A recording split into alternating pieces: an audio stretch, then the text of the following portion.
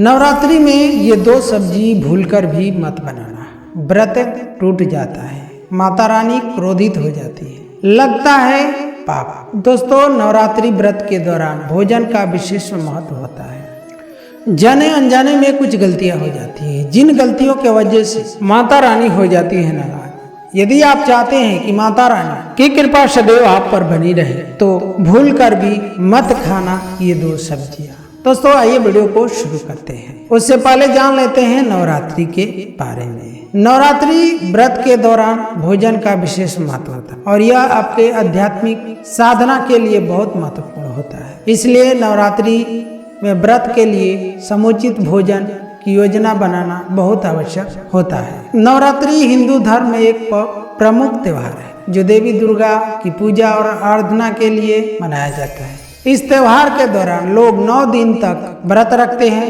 और दुर्गा माता की पूजा करते हैं। नवरात्रि के दौरान दुर्गा माता के 9 रूपों की पूजा की जाती है। इन 9 रूपों के नाम हैं शैलपुत्री, ब्रह्मचारिणी, चंद्रघंटा, कुष्मांडा, स्कंद माता, कात्यायनी, कालरात्रि, महागौरी और सिंदूरी दुर्गा। नवरात्रि का पर्व दुर्गा पूजा के अलावा माँ लक्ष्मी और माँ सरस्वती की पूजा के लिए मनाया जाता है या फिर पूजा के रूप में मनाया जाता है। इस त्योहार के दौरान लोग मंदिरों में जाते हैं, दुर्गा माता की मूर्तियों को सजाते हैं। यह त्योहार हिंदू धर्म में बहुत ही लोकप्रिय है। नवरात्रि के दौरान लोग माँ दुर्गा को पूजते हैं, अनेक रस्में करते हैं, अलग अलग भोजन करते हैं जो व्रत के अनुसार होती है। 9 दिनों के अंत में नवमी के दिन दुर्गा माता की विसर्जन की विधि होती है। दुर्गा माता की मूर्तियां स्थानों से उठाकर नदियों में डाल दी जाती है। नवरात्रि के दौरान लोग एक दूसरे के साथ मिलकर उत्सव मनाते हैं और आपस में भेंट करते हैं। इस त्योहार का महत्वपूर्ण हिस्सा है धर्म और संस्कृति के बीच संबंध बढ़ाना। इस त्योहार को मनाकर लोग दुर्गा माता के आशीर्वाद को प्राप्त करते हैं और नई ऊर्जा और शक्ति प्राप्त करते हैं। तो दोस्तों, आइए जानते हैं कि नवरात्रि के दौरान आपको कौन से भोजन या किन वस्तुओं का इस्तेमाल नहीं करना चाहिए। तो सबसे पहले जान लेते हैं कि नवरात्रि के दौरान आपको नींबू पानी, फल सब्जी, दूध आदि का सेवन कर सकते हैं, लेकिन कुछ वस्तुओं से बचना आवश्यक होता है, जैसे कि नमक, शक्कर, अनाज, गेहूं, मैदा आदि। यदि आप नवरात्रि के दौरान इन गलतियों को करते हैं तो आप निम्नलिखित उपायों के द्वारा आप अपने अपराधों से माफी मांग सकते, माता रानी से क्षमा प्राप्त कर सकते। एक सच्चे मन से अपने अपराधों को स्वीकार करें और उनसे माफी मांगे। व्रत को अच्छी तरह से बनाए बिना राजसी भोजन करने के लिए प्रयास करें। माता रानी की आराधना करें और उनसे क्षमा मांगे। ध्यान करके माता रानी का अनुग्रह करें। दोस्तों, नवरात्रि का महापर्व मंगलकारी और बहुत ही शुभ माना। नवरात्रि के पूरे 9 दिन गंगा जल के हर एक बूंद की तरह पवित्र माने जाते हैं। यह शुभ समय भक्तों के जीवन में खुशियों का सौगात लेकर आता है। आपको बता दें, 2023 में इस साल माँ दुर्गा नौका की सवारी कर पृथ्वी पर पधारेंगी और भक्तों की पीड़ा को मुक्त करेंगी और सभी इच्छाओं को शीघ्र ही पूर्ण करेंगी। दोस्तों, हर एक साल की भांति इस साल भी नवरात्रि 9 दिनों तक मनाई जाएंगी। इस 9 दिन माँ शेरावाली की विशेष रूप से पूजा अर्चना की जाएगी। नवरात्रि का महापर्व इस बार 2023 में 22 मार्च दिन बुधवार को शुरू होकर और इसका समापन 30 मार्च दिन गुरुवार को है।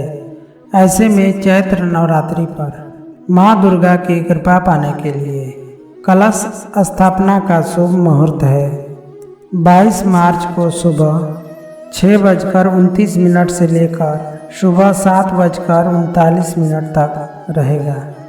इस मुहूर्त में जो भी भक्त, जो भी साधक पूजा करेंगे बहुत ही शुभ मानी जाएगी। इसे समस्त देवी देवता प्रसन्न होते हैं और पूजा पाठ का फल कई लाख गुना ज़्यादा मिलता है। ऐसे में जो व्यक्ति नवरात्रि आने से पहले घर से ये चीज़ें हटा देता है तो उसके घर में माँ वैष्णो का आगमन हो जाता है। माता लक्ष्मी पधारेंगी। माँ शेरावाली आपकी झोली खुशियों से भर देंगी। इसलिए नवरात्र आने से पहले घर से इन चीज़ों को फौरन हटा दें। दोस्तों, इसी के साथ आज हम कुछ ऐसी गलतियों के बारे में जानेंगे जो अगर आपके घर में भी होती हैं तो माता लक्ष्मी ऐसे घर में प्रवेश कभी नहीं करती। फिर चाहे आप कितने भी पूजा पाठ कर लें, माता लक्ष्मी ऐसे घर में कभी नहीं आती। ऐसे घर से देवी देवता भी हमेशा रहते हैं नाराज। दोस्तों, पूरी जानकारी जानने के लिए इस वीडियो को अंत तक जरूर देखिएगा। सच्चे श्रद्धा से कमेंट बॉक्स में जय माँ लक्ष्मी, जय माँ शेरावाली अवश्य लिखिए। दोस्तों, सबसे पहले नवरात्र के पहले ही मंदिर की अच्छी तरह से सफाई कर लें। मंदिर के अंदर अगर पुरानी मालाएं हैं, टूटी हुई मालाएं हैं और इसके साथ ही खाली डिबिया रखी हुई है तो उन्हें बाहर फेंक दें तथा टूटी फूटी मूर्ति को किसी नदी या बहते हुए जल में प्रवाहित कर दें। दोस्तों, वास्तु शास्त्र के अनुसार घर में सकारात्मक ऊर्जा बढ़ाने के लिए कई महत्वपूर्ण बातें बताई गई हैं। वास्तु शास्त्र के अनुसार घर के कई चीज़ों में नकारात्मक और सकारात्मक संचार होता है। अगर उन्हें सही स्थान पर ना रखा जाए तो घर में नकारात्मकता फैलाती है, जिसका असर बुरी तरह से घर की आर्थिक स्थिति पर पड़ जाता है। घर में क्लेश कलह बढ़ जाते हैं। वहीं अगर सही दिशा में रखा जाए तो घर में उन्नति के मार्ग देखने को मिलते हैं। इससे घर में सुख शांति बनी रहती है। घर का प्रवेश द्वार सभी तरह के सुख समृद्धि वैभव का प्रवेश द्वार होता है, लेकिन अगर इसकी दिशा गलत हो या फिर कोई ऐसी चीजें अगर इसके सामने रखी जाए तो घर में नकारात्मकता फैलती है। इससे घर में क्लेश, बीमारियां और दरिद्रता प्रवेश करती हैं। इसी कारण वास्तु शास्त्र में घर के मुख्य द्वार को बहुत अधिक महत्व दिया गया है। वास्तु के अनुसार घर के मुख्य द्वार के सामने कुछ ऐसी चीजें हैं जो कभी नहीं होने चाहिए। ये चीजें अशुभ तो होती ही है, साथ ही साथ कई तरह की समस्याएं उत्पन्न करती हैं। इसका असर परिवार के महिलाओं, बड़े बुजुर्गों पर, घर की महिलाओं पर, बच्चों पर पड़ता है। उनके स्वास्थ्य के साथ साथ आर्थिक समस्याओं का भी सामना करना पड़ता है। तो आइए जानते हैं कि मुख्य द्वार के सामने वो कौन सी चीज़ें हैं जिन्हें होना बहुत ही अशुभ माना गया है। तो दोस्तों, यदि वीडियो में आपको कुछ सीखना है तो चैनल को सब्सक्राइब कर लीजिए। वीडियो पसंद आ रहा है तो वीडियो को लाइक कर दीजिए। तो आइए जानते हैं पहला। दोस्तों, घर के मुख्य द्वार के सामने जल का जमाव, गंदगी का होना बहुत ही अशुभ माना जाता है। यह वास्तु दोष का कारण बनता है। साथ ही साथ इस गंदे पानी में कई हजार गुना बैक्टीरिया पनपते हैं जो परिवार के सदस्यों को बीमार कर सकते हैं। गंदे पानी के जमा होने से हैजा, पीलिया, डायरिया, कैंसर होने तक का खतरा बना रहता है। राहु दोष उत्पन्न हो जाते हैं, लक्ष्मी रुष्ट हो जाती है, शनिदेव क्रोधित हो जाते हैं। इसीलिए घर के सामने अगर कोई गंदा पानी जमा होता है तो उसे तुरंत हटा देना चाहिए, या जिस गड्ढे में गंदा पानी है उसे सीमेंट से ढक देना चाहिए। वास्तु के अनुसार इसे उचित नहीं माना जाता। इससे धन नष्ट हो जाता है, गरीबी सर पर चढ़ जाती है। दोस्तों, कई लोग कांटेदार पौधे घर की शोभा बढ़ाने हेतु घर में लगा लेते हैं, जो कि बहुत ही अशुभ माना जाता है। कांटेदार पौधों को शुभता का प्रतीक नहीं माना जाता है। कांटेदार पौधे घर के सामने लगे हों तो यह चुभन का काम करते हैं, रिश्तों में चुभन पैदा हो जाती है। कांटेदार पौधे नकारात्मकता का कारण बनते हैं। घर के सामने या घर के बगल में कांटेदार पौधे नहीं लगाने चाहिए। इससे माता लक्ष्मी प्रवेश नहीं करती, बल्कि राहु केतु घर में प्रवेश कर जाते हैं। इससे घर में क्लेश बढ़ता है, परिवार में नफरत हो जाती है। इसलिए कांटेदार पौधे तुरंत घर से हटा दें। जिस कांटेदार पौधे में फूल नहीं आता, पत्ते नहीं होते, उसका घर के आसपास होना भी घोर अर्थकारी माना जाता है। कांटेदार पौधे को अपनी भलाई के लिए तुरंत हटा दे जितना जल्दी हो सके। ऐसे पौधे लगाने से शत्रुओं की संख्या बढ़ जाती है। वास्तु के अनुसार जिन पौधों में से हमेशा दूध की तरह तरल पदार्थ निकलता रहता है तो उसे घर के मुख्य द्वार के सामने कभी नहीं लगाना चाहिए। घर के मुख्य द्वार पर खुशबूदार पौधे, तुलसी के पौधे, हरे, लाल, गुलाबी, पीले आदि के पौधे ही लगाने चाहिए। इनके सुगंध से माता लक्ष्मी आकर्षित होती हैं और अपने घर में अपना वास बना लेती हैं। कुछ लोग घर के मुख्य द्वार के सामने कूड़ेदान रख देते हैं ताकि उन्हें कूड़े डालने में कोई परेशानी न हो। ऐसा करना वास्तुशास्त्र के बिल्कुल विपरीत होता है। यह बहुत ही कष्टकारी होता है। इससे धन की हानि हो जाती है। यह धन का नाश का सूचक माना जाता है। इसलिए इस गलती को भूलकर भी न करें। दोस्तों ध्यान रहे, कूड़ेदान को कभी भी भूलकर भी उत्तर दिशा में नहीं रखना चाहिए, क्योंकि उत्तर दिशा देवी माँ लक्ष्मी का दिशा माना गया है। साथ ही साथ आपको घर के मुख्य द्वार पर झाड़ू, पोछा, वाइपर और जूते चप्पल भूलकर भी नहीं रखने चाहिए।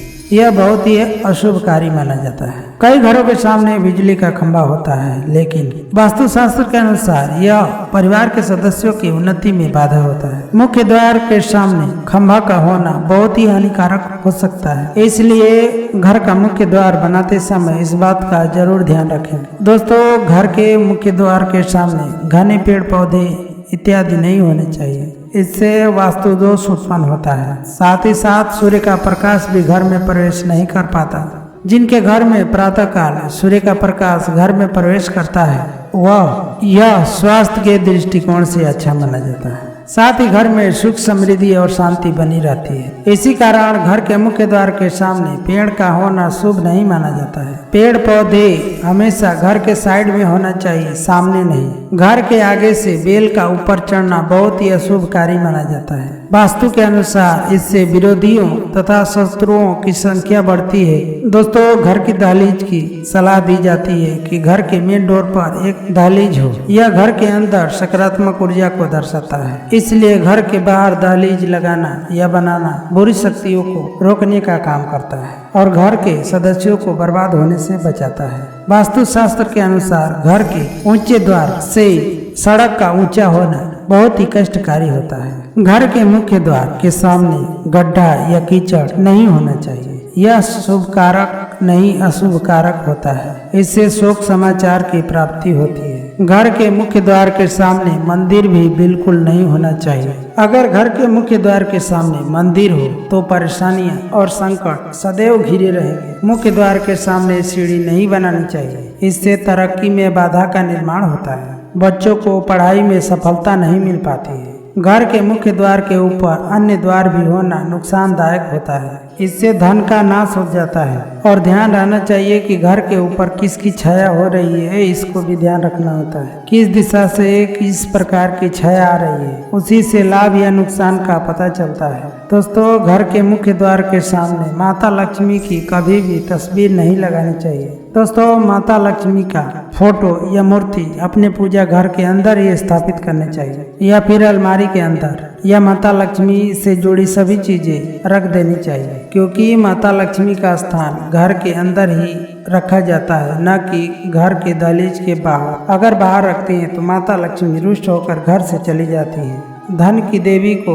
हमेशा घर में रखना चाहिए, उनका अनादर नहीं करना चाहिए। कई लोग फैशन के तौर पर माता लक्ष्मी का तस्वीर घर के बाहर ही लगा देते हैं। ऐसे में माता लक्ष्मी द्वार से ही वापस चली जाती है, घर के अंदर कभी भी प्रवेश नहीं करती। आपको इस बात का जरूर ध्यान रखना चाहिए। प्रवेश द्वार पर चप्पल नहीं रखनी चाहिए, इससे प्रवेश द्वार अपवित्र हो जाता है और घर में नकारात्मक ऊर्जा प्रवेश कर जाती है। दोस्तों, घर के मुख्य द्वार पर छोटी छोटी घंटियां जरूर लगानी चाहिए। घर में बीड़ चैप लगाना बहुत ही शुभ और मंगलकारी माना जाता है, क्योंकि इनका जो खनखनाहट होता है माता लक्ष्मी को प्रवेश कराती है, सकारात्मक चीज़ों को अपनी ओर आकर्षित करती है। अगर आप इन घंटियों को घर के मुख्य द्वार पर लगाते हैं तो देखिए आपको कितना ज़्यादा फायदा होगा। घर के मुख्य द्वार पर कभी भी शीशा ना लगाएं, क्योंकि बाहर की कुछ अशुभ शक्तियों को घर में प्रतिबिंबित करता है। इसके वजह से नकारात्मक ऊर्जा घर में जाती है। घर के मुख्य द्वार पर कोई भी आकृति या कला पेंटिंग न लगाएं जिसके अंदर काले कलर हो। ऐसी पेंटिंग या कलाकृति न लगाएं जिसके अंदर काले रंग हो। इस बात का सदैव ध्यान रखें कि घर की महिलाएं रात्रि के समय या दिन में भी कभी भी चौखट पे ना बैठ। जो महिलाएं घर के चौखट पर शाम के समय बैठती हैं, सूर्यास्त के समय, ऐसे घर में सदैव दरिद्रता बनी रहती है और बुरी समाचार सुनने को मिल सकता है। प्राचीन काल से ही यह मान्यता चली आ रही है। वैसे तो चौखट पर बिल्कुल भी नहीं बैठना चाहिए। अगर आप बैठते हैं तो आपके घर में बर्बादी का कारण आप खुद होंगे। ऐसी मान्यता है कि जो व्यक्ति घर के चौखट पर बैठता है या बैठती है उनको आने वाला समय में गंभीर बीमारी का शिकार होना पड़ता है और ऐसे घर में देवी देवता कभी निवास नहीं करते। दोस्तों, कई लोग क्या करते हैं, बाहर से आते हैं और गंदे जूते चप्पल उन्हें मुख्य द्वार पर बिखेर देते हैं या फिर घर के अंदर लेके चले जाते हैं। इसके अलावा इस बात का भी जरूर ध्यान रखें, अपने द्वार पर पुराना टूटा हुआ ताला या जंग लगा हुआ ताला इस्तेमाल नहीं करना चाहिए। अगर ताला खराब हो गया है तो नया ताला ले लें। अगर कोई जंग लगा हुआ ताला इस्तेमाल करता है तो उस व्यक्ति के किस्मत पर भी ताले लग जाते हैं, जो कि ऐसी मान्यता है। अगर आप चाहते हैं कि आपके घर में माता लक्ष्मी का अस्थायी वास हो तो सच्चे दिल से जय माँ लक्ष्मी कमेंट जरूर करना।